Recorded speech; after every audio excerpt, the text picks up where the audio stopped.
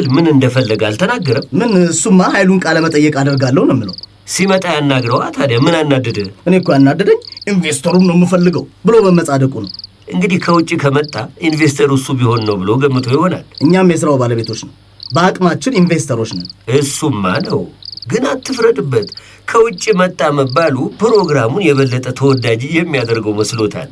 እኛም ብንሆን እውነቱን ብናቆም ለማስታወቂያ የሚረዳን ከሆነ በኃይሉ በኩል ስራው የበለጠ ቢተዋወቅ ምን ይከፋናል? ለምን አይከፋንም እኮ ለምን ይከፋናል? እኛም በፕሮጀክቱ ላይ የሱን ያህል እኩል ድርሻ አለና። ይሄንን ማን ይክዳል? ማን ያምናል? ቢያንስ የፕሮጀክቱ ባለቤቶች ይህንን እናውቃለን። የሰራ ነው እስከተሸጠ ድረስ ግን ማንስ ተናገረ፣ ማንስ ተዋወቀ ለምን ያሳስበናል? ለምን አያሳስበን?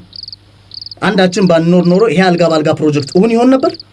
መቼም የአልጋ ባልጋ ፕሮጀክት ሐሳብ አመንጪ ኃይሉ ነው።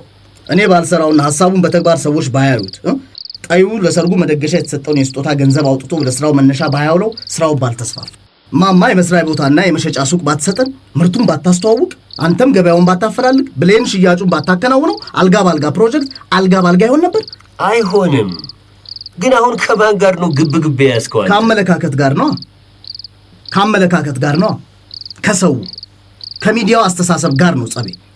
እኔ በሀገሬ ላይ በርትቼ መስራቴ እንዲታይ፣ ስራዬ እንዲተዋወቅ፣ እንድመሰገን የግድ ሀገሬን ለቄ መሄድ ነበረብኝ እንዴ? የለብህም ነው ወይንስ አንድ በጋራ በምንሰራው ስራ ላይ የማውቀው እንድናገር ጎረቤት ሀገር ኬንያ ሰንበትበት ብዬ ከርሜ መምጣት አለብኝ? ኧረ ተው፣ ይህ አነጋገር አዝማሚያው ጥሩ አይደለ። እኔ እንደሰማው ሌላ ሰው እንዳይሰማ እና ለወሬኛ በር እንዳትከፍት። እሺ፣ ኃይሉ የት አለ? ታዲያ የኃይሉ መቆየት አናዶኛል በለኛ። ለምን አያናደኝም? ኧረ ተው፣ ገና 2 ወር ማድረጉ ነው። አመት ከርቦ ቢመጣ ምን ልትሆን ነው? ስራ ነው የያዝነው። ቀልድ እኮ ምን ይፈጠር እንደምትል እኮ አልገባኝም። የት አለ ኃይሉ? ለአንድ ወር ብቻ ሚስቴን አሜሪካንን ላስጎብኛት ብሎ የሄደ ምን ዋጠው? እንግዲህ ሚስቱ አሜሪካንን ባትጠግብ ይሆናላ። አሜሪካንን የጠገበ ማን አለ? ተው ባህሩ፣ ረጋ በል እንዴ። ችግር ገጥሞትስ እንደሆነ በምን እናውቃለን? ታዲያ የሄደው የቴክኖሎጂ ፈጣሪ የሆነችው ሀገር አይደለም? ስልክ አይደውልም፣ አይጽፍም። ምን እንደገጠመው እሱ ነው የሚያውቀው። ሲመጣ የሚለንን እንሰማለን። እስከዛ ሰከን ማለት ግድ ነው። ከመጣ መምጣቱን ትጠራጠራለህ? ምን ማመን ምን መጠራጠር እንዳለብኝ አላውቅም። የማውቀው አንድ የማላውቀው የብስጭት ስሜት እንደሚሰማኝ ብቻ ነው። ረጋ በል ልጄ። በዛ ላይ እሱ ባለመኖሩ የተጓደለ ነገር አልታየኝም። አንዳንድ ሰዎች እኛ እኮ ሙሉ ፈጠራውና ስራው የዚህ ሀገር አይመስለንም እያሉ ምርቱን ለመግዛት ሲያንገራግሩ ያናድደኛል። ለምን ያናድደሃል? ይሄ ሊባል እንደሚችል እኛ ስናጣዋለን እንዴ? በቀደም የመጣው የጅምላ ገዢ ለምሳሌ በአልጋው ግርጌ ላይ ሜዲን የሆነ የውጭ ሀገር ብላችሁ ካለወጣችሁ ሞቼ ይገኛለሁ ብሎ ተጣልተን ትእዛዙን ትቶታል። ለምን? እዚህ ሀገር የተመረተ አይሸጥልኝም አላ። ምን ችግር ታዲያ? እንደፈለገው አድርጋ አሰራልት ነበር። ለምን ብዬ? ለእንጀራ ብለህ ነው፣ ገንዘብ ለማግኘት ብለህ። አልችልም፣ ከእምነቴ ጋር ይጋጫል። አይ ባህሩ፣ ንግድ እኮ ነው የያዝከው። ጥሩ ካወጣልህ ይሄ እምነት የምትለውንስ ቢሆን በትንሹ ብትሸጠው ምን አለበት? አላደርገውም። አንተ ነው የሚቀርብህ እኮ። ለማንኛውም ጥሩ አላደረግክም። ይሄ ግትርነትህ የትም የሚያደርስህ አይደለም። ያ ኃይሉ ቶሎ በመጣና እንዳደረገ አድርጎ እሱ ከደንበኞች ጋር ቢነጋገር ይሻላል። አይ አልችልም ካልክ ግን እንዲህ አይነቱ ደንበኛ ሲመጣ ከኔ ጋር አገናኘው። በዚህ ጉዳይ ላይ ስብሰባ መቀመጥ አለብን። ኃይሉ ሲመጣ በሁሉም ላይ እንመከራለን። እስከዛው ያ ጋዜጠኛ ነኝ የሚል ሰው ከደወለ በጸባይ ያዘው። ኃይሉ መጥቶ በዘዴ ጨርሰዋል። እሱ ነው ካሜራና ማይክሮፎን የሚወደው። ስለ ብሌን ጉዳይም መነጋገር አለብን። እሷ ደግሞ ምን አደረገች? ሱቁ በአግባቡ እየሰራ አይደለም። በሰዓቱ አይከፈትም። ደንበኛ በትዕግስት አታስተናግድ። እርግዝናዋ ትንሽ ከበድ ያለ ሳይሆን አልቀርም። አመሏ ድሮም እንዲያው ነው። ጠቢቡንም አንገብግባ ልትገለው ነው። ቅብጠት ነው። ካልቻለች ወይ ትናገርና ሌላ የሚችል እንቅጠርበት። ስንት እንጀራ ፈላጊ አለ። ስራ የጠማው ሞልቷል። መቼም ዛሬ ቁጣ እያለህ ነው። የለም ሲበርድልህ በሰከነ መንፈስ እናወራለን። በል እኔም ጠዋት የወጣሁ ለምሳም ቤት አልገባሁ። ገና ጥፌ በነገር ቁጭ አድርጋ ነው የምታሳድረኝ። የእሷ ጉዳይ ደግሞ ሌላው ራስ ምታት የሆነብኝ ነገር ነው። አልጋውን ይዤ እየዞርኩ አላስተዋውቅም ብላ አመጻለች። እንግዲህ የቀረነው እኔና ጠቢቡ ነን። እኛ ደግሞ ምን አድርገን ደምህን ከፍ አደረግነው ይሆን? እኔ ስለ ስራ ነው የማወራው። ከእናንተ ጋር የመጣላት አምሮት የለብኝም። በል ሰላም እደር። እቤት ስትገባ ደግሞ ጠቢቡ ተመልሶ ከሆነ እንደምፈልገው እግረ መንገድህን ንገርልኝ። የት ሄዷል? የት አለ? ሚስቱን ይዞ ጎዳና ለጎዳና ሲሽከረከር አይደል የሚያመሸው? በል ካገኘሁት እነግረዋለሁ። የዛሬውን የሱቁን ሂሳብ እፈልጋለሁ ብሏል በለው። ተረኛው ጠቢቡ መሆኑ ነዋ።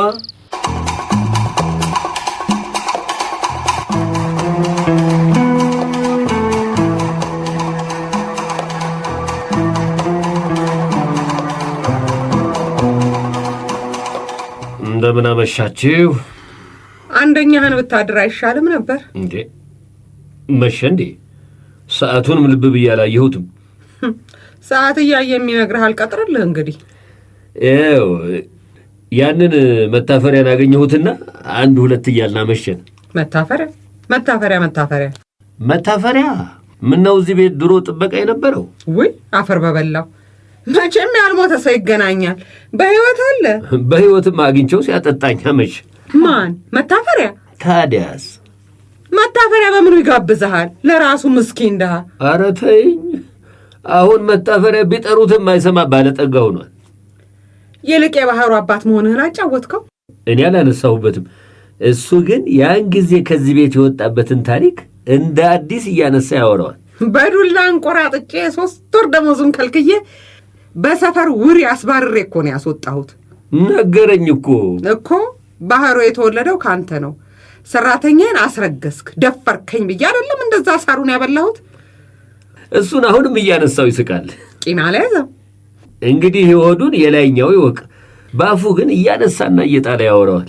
ግን አባት መሆንህን እንዴት ሳትነግረው? ምን ሊረባው? እንዴት አይረባውም? ረስቶታል እያልኩሽ። የወጋ ቢረሳ የተወጋ ይረሳል። መቼስ እንዲህ ያለውን ነገር ለማውራት ቦታውም አላመቸንም። ያገኘሁት በሥራ ምክንያት ነው። በሥራ ምክንያት? ከሱ ጋር? ታዲያስ ላናግራቸው የሄድኩባቸው ሰዎች ጋር አገኘሁት። ዘበኝነቱን አሁንም ይሠራል? ኧረ እሱ ራሱ የድርጅቱ ባለቤት ሆኖ ነው ያገኘሁት። ማን? መታፈሪያ? በምን ዕውቀቱ? በምኑ? እንግዲህ የሚያውቅ የወቀው እንጂ የአንድ ትልቅ አስመጭና ላኪ ድርጅት ባለቤት ነው። እግሩም መሬት አይነካም። የመኪኖቹን ብዛትም ልክ የላቸውም ነው ያሉኝ ስለሱ የነገሩኝ። እኔ መቼም መታፈሪያ እንኳን ሰርቶ በድጋሚ ሌላ ሰው ሆኖ ቢፈጠር እንኳን እንዲህ ያለውን ጸጋ የሚታደለው አይመስለኝም። ተይ ሰው አትናቂ። እኔ ልሙት እና መታፈሪያ ያ የኔ ዘበኛ በምን ተአምር ነው ሀብታም ሆኖ ካንተ ጋር በሥራ ጉዳይ የሚነጋገረው? ወይ አንዱ ባለጸጋ ጋር ተቀጥሮ ሲሰራ ቆይቶ ባለቤቱን አንቆ ገሎት ካልሆነ ከየት ያመጣዋል ካላባቱ? ኧረ ተይ፣ እሱ የእኛን አልጋ ወደ ውጭ ልኮ ለመሸጥ እያነጋገረን ነው። እንዲህ ብታስቢም ያሰብሽውን በሆድሽ ያዡ። ለገበያችን ስትይ ማኔ ጥፎወርቅ እኮ እኔ ከሱ ጋር ላወራ የመስራቱን ነገር ማቶ ገንዘብ ካገኘንበት ከሰይጣንስ ጋር ብንሰራ ምን አለበት? እናንተ ከሰይጣን ጋር ስሩ። እኔ ጿሚ አስቀዳሽ ነኝ። በስተርጅና ቀጥሬ ከማሰራቸው ሰዎች ገንዘብ ተቀብዬ ከምኖር ሞቴን ቢያፋጥነው መርጣለሁ። ወጣም ወረደ እንግዲህ ከመታፈሪያ ጋር ነው ያመሸሁት። አንተማ እኮ ማፈሪያ ነህ። ማፈሪያ እያጠጣ ልክህን ሲነግርህ አመሽ። ምን አባቴ ላድርግ ጥፌ? ሰዎች እኮ ይወዱኛል፣ ያበሉኛል፣ ያጠጡኛል። ለሥራም የፈለግኳቸው እንደሆነ ለአንተ ያልሆነ ብለው ጠብ እርግፍ ይሉልኛል። ለማንኛውም ሁላችንም በተገኘንበት ስብሰባ በጣም ያስፈልገናል። ምን ያደርግልናል? ብዙ ብዙ ብዙ የምንነጋገረው ነገር አለ። እንግዲህ ኃይሉ ይምጣ። ተናግሬያለሁ። እንግዲህ ኃይሉ መጣም አልመጣም የዚህ አልጋ ጉዳይም የሆነ መፍትሄ የሚያሻው ነው። ደግሞ ምን ችግር ተፈጠረ? አልጋው ተራከሰ። ተራከሰ? ያልገባበት ቤት አለ እንዴ? ጥሩ ነዋ። እሱ አይደለም እንደሚፈልገው ታዲያ? ኃይሉም እኮ ይሄን ሀገር አልጋ በአልጋ እናደርገዋለን ብሎ ነው መጀመሪያ የተነሳው እኮ። እሱ አይደለም ችግሩ። እንዴት ሁሉም ሰው ይመሳሰላል? እንዴት ሁሉም ሰው ይመሳሰላል? ማን ከማን ጋር ተመሳሰለ ደግሞ? ማን ከማን ተለየ ልበልህ? በዚሁ በአልጋው ምክንያት ነው? እንደው ሰው ሁሉ በአንድ አልጋ ላይ ተኛና ተመሳሰልኩ ቢል ይሆናል እንዴ? አልጋው ሰውን የሚያመሳስለው ከሆነ ቢመሳሰል ምን አለበት? አሁን አንተና መታፈሪያ ትመሳሰላላችሁ ቢሏችሁ ይሆናል? ምን ይለያየናል? እሱም ሰው እኔም ሰው፣ በፈጣሪ ዘንድ ሁላችንም እኩል ነን። ደግሞ እሱን ሰውዬ አትናቂ ብዬሻለሁ። ድሮ የምታውቂው መታፈሪያ እንዳይመስልሽ። አይ ወዲያ ጊዜ የሰጠው ቅል በለው። የሆነ ሆኖ አልጋው ሁሉም ሰው ቤት ገባ ነው እንዴ የምትይው? ከማን ቤት ቀረ? መቼም ገዝተውት ነው። ታዲያ ረከሰላቸው። በቃ ሁሉም እየተነሳ ባላልጋ ሆነ። እኔ የዚህ አልጋ ባልጋ ፕሮጀክት የማስታወቂያ ሞዴል ነኝ ብዬ ልቤ ወልቋል። እንደው አማረብኝ ብዬ አልጋውን እያያዝኩ ዞራለሁ። ሁሉም አልጋ ተሸካሚ ሆነና አረፈ። እኔ መቼም አልጋ ተሸክሞ ሲሄድ ያየሁት አንድም ሰው የለ፣ በተለይ የዚህ ሰፈር ያሉ ሰዎች። እና ለዛች ላልማዝ ማን ሰጣት? ላልማዝ ማን ሰጣት? ገዛቻ እኮ። ዛሬ እሷ ገዛች፣ ነገ ደግሞ ሌላዋ ትቀጥላለች፣ ከዛ ሌላዋ። እንዴ የትልቅ ሰው ዕቃ ብለን መከራችንን እንበላለን። አልጋው የባለጌ መፈንጫ ሆኖ ያርፈዋል። እና ምን ይሻላል ትያለሽ ታዲያ? ደረጃ ይውጣለታ። ለደህነኛውና ለትልልቁ ሰው አንደኛ ደረጃና በውድ የተሰራውን መሸጥ፣ ለእንደና አልማዝ አይነቱ ደግሞ ከወዳደቀ ብረት በዋጋውም ቢሆን ረከስ ያለ መናኛ ቢጤ ማዘጋጀት። ይሄ ለምን ይጠቅማል? ለክብራችን። እንዴ እንደው ማንም እየተነሳ የሚገዛው ምናምንቴ ለመስራት ነው ሁሉ መከራ የታየው። በዚህ ፕሮጀክት ሐሳብ ላይ ሁላችንም የተግባባን አልመሰለኝም። አንደኛውን ኃይሉ ይምጣና ቁጭ ብለን እንነጋገርበታለን። እና የተነሳኸው ወዴት ለመሄድ ነው? ወደ መኝታ ነው። መቼ ጀመርነውን በቅጡ ቋጨንና ምን ቀረን ደግሞ? ወርደህና ተዋርደህ ከመታፈሪያ ጋር ስትጠጣ ያመሽኸውን መች ነካ ነውና ሲነጋ ያደርሰንም። ምግብ ነው ለነገ የሚያድረው። ስራና ነገር ሲያሳድሩት የበለጠ ነው የሚበዛ።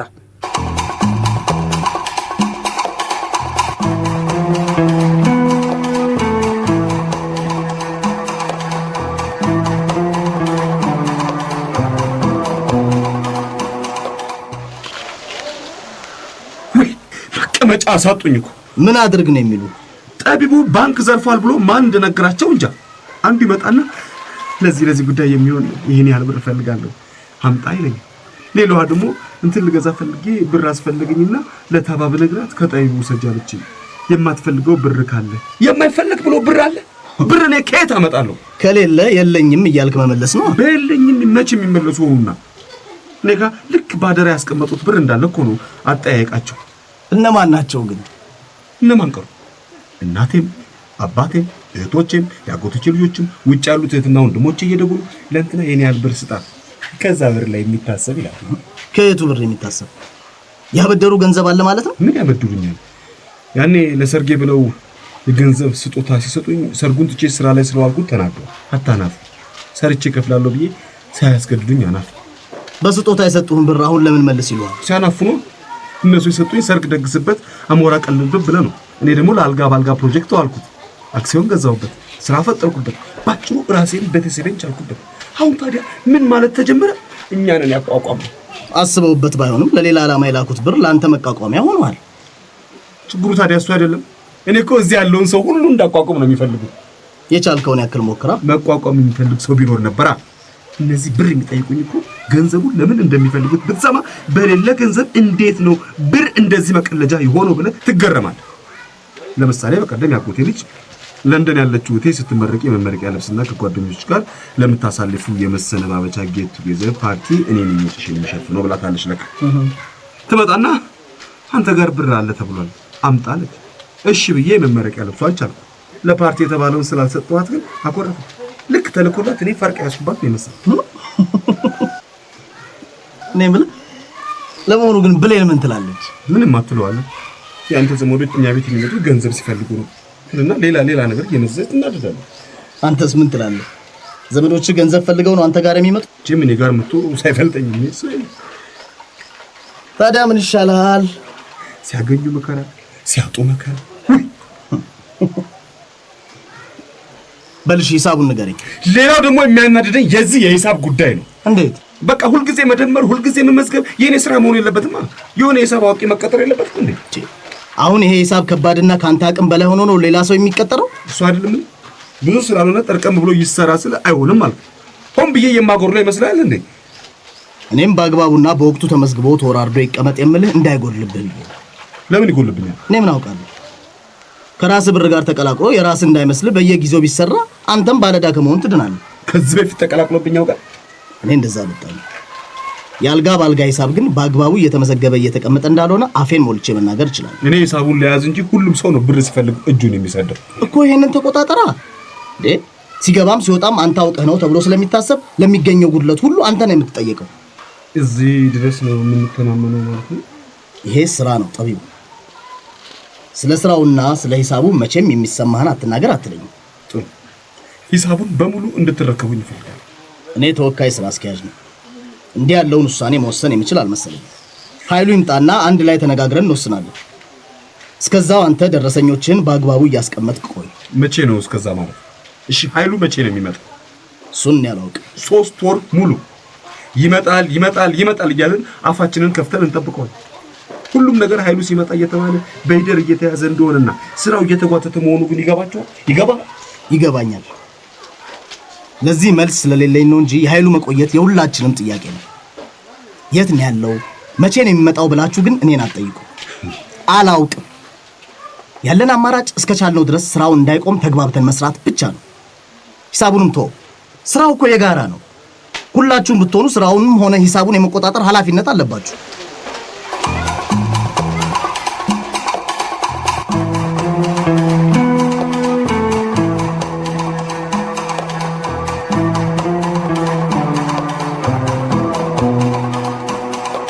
ሄሎ፣ እንደምን አለ ባህሩ? ኃይሉ? አዎ ኃይሉ ነኝ። እንዴት ናችሁ? የጠፋ ሰው ቤተሰብ በሙሉ ደህና ነው? ምን አጋጥሞ ነው ድምፅህን ያጠፋው? ስራ እንዴት ነው? አልጋ ባልጋ? ከአንተ መጥፋት በስተቀር አልጋ ባልጋ ሰላም ነው። እየመጣሁ ነው። የት ሆነህ ነው? ሰሞኑን ፈረንሳይ ነበርን፣ አሁን ዱባይ ነው ያለነው። ነገ ወደ አዲስ አበባ እንገባለን። ነገ ትመጣላችሁ? አዎ ሌሊት 8 ሰዓት እንገባለን። ሰሞኑን ብደውል ስልክህን ለማግኘት አልቻልኩም። ልክ ነው፣ ስልኬ ጠፍቶ ነበር። ዛሬ ነው አዲስ ያወጣሁት። የት ጠፋ? ሰረቁኝ። ኧረ እባክህ። እማማ ጥፎወርቅ ደህና ናቸው? ደህና ናት። ከአንተ መጥፋት በስተቀር ደህና ናት። ምህረት ደህና ናት? ሰላም ነች። እማማ ጥፎወርቅ አጠገብህ አሉ? የለችም፣ ግን ቤት አለች። ላገናኘህ? አዎ ብዙ ቦታ ደውያለሁ። ካርዴም እያለቀ ስለሆነ ቶሎ ብታገናኘኝ። ብሌን ወለደች ወይ? አረ ገና ናት። እኛ ሀገር እንደ ድሮ ነው፣ ልጅ በ9 ወሩ ነው የሚወለደው። እኔ እንጃ፣ ከሀገር ከወጣሁ የቆየው ስለመሰለኝ የደረሰች መስሎኛል። በል ማማን አናግራት። እንዴ ማን ነው? ዝም ብሎ ስልክ አምጥቶ ሰው ጆሮ ላይ መለጠፋል እንዴ? መጀመሪያ ታናግሪያለሽ ወይ ተብያ ልጠየቅም። ኃይሉ ነው፣ አናግሪው። ኃይሉ ማን? ኃይሉ የኛ? አሁን አናግሪው፣ ሳንቲሜ ማለቀ እያለ ነው። ዛሬ ማሊ ሞት ነው። በ3 ወሩ በምን ትዝ ብለ ነው? ምን ታይቶት ደወለ? አረ ስልኩ ክፍት ነው እንዴ? እየሰማሽ ነው? አረ ሃሎ እማማ ጥፎወርቅ፣ እኔ ድምጼ ይጥፋልህ። ኃይሉ ለመሆኑ ነፍስህ አለ? እንዴት እንደናፈቁኝ አልነግሮትም። አትንገረኝ። እኔም እንዴት እንደታዘብኩህ አልነግርህም። ምነው ምን አጠፋው ማማ? አንተ ጠፋህ። አሁን ልመጣ እኮ ነው። ሄዴዴዴድ እውነት? መቼ ልትመጣ? ነገ 8 ሰዓት ላይ እንገባለን። በሰላም ግባ። ቦሌ መተን እንቀበልሃለና። አይ ብዙ አትድከሙ። ይልቅ ቤቱን አዘጋጁልኝ ልሎት ነው የደወልኩት። እንደመጣው ቤት ነው የምገባው። የት ቤት? እኔ ቤት። ዕቃዎቼን መልሰው ካላስገቧቸው ወዛደርም ፈልገው ቢሆን እባክዎ። እኮ የቱ ቤትህ? ተዘጋልህ። የቱን ቤቱን ነው የሚለኝ? ምን አለሽ? ስመጣ ቤቴ ነው የምገባው፣ አዘጋጁልኝ። ጉድ ሊፈላ ነው በእኛ። በልበል፣ ሁሉንም ስብሰባ ጥራልኝ። አጣዳፊ ነው እያልክ በ1 ሰዓት ውስጥ ተገኙ በልልኝ። ምን ቆሞ ያየኛል? ቶሎ በል ስብሰባ ጥራልኝ እኮ ነው የምልህ። እንደው ዛሬ ኃይሉን መምጣት ከምሰማ የእናቴን ሞት ብረዳ ይቀለኝ ነበር።